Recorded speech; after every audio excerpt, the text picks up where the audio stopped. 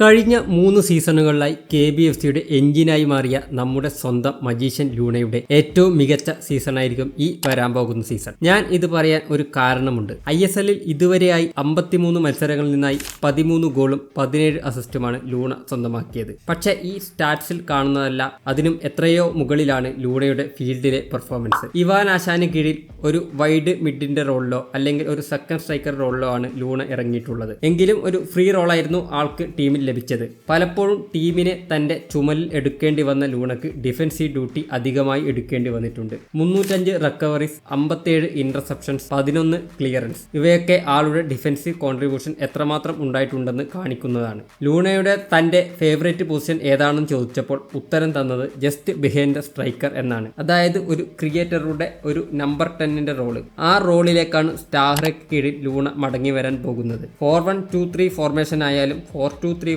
Formation ആയാലും Luna number 10 റോളിലായിരിക്കും എത്തുക. ഇത്തവണ ആൾക്ക് അധികം ഡിഫൻസീവ് ഡ്യൂട്ടി ഏറ്റെടുക്കേണ്ടി വരില്ല എന്ന് തന്നെ പ്രതീക്ഷിക്കാം. അങ്ങനെയാണെങ്കിൽ ലൂണയുടെ സ്റ്റാറ്റ് വൈസ് ഉള്ള ഏറ്റവും മികച്ചൊരു സീസൺ ആയിരിക്കും ഈ വരാൻ പോകുന്ന season. Let's wait for that Luna magic. ലൂണയുടെ പൊസിഷന്റെ അല്ലെങ്കിൽ അദ്ദേഹത്തിന്റെ റോളിനെ കുറിച്ചുള്ള കംപ്ലീറ്റ് വീഡിയോ ആവശ്യമാണെങ്കിൽ ലൂണ എന്ന് കമന്റ് ചെയ്യുക.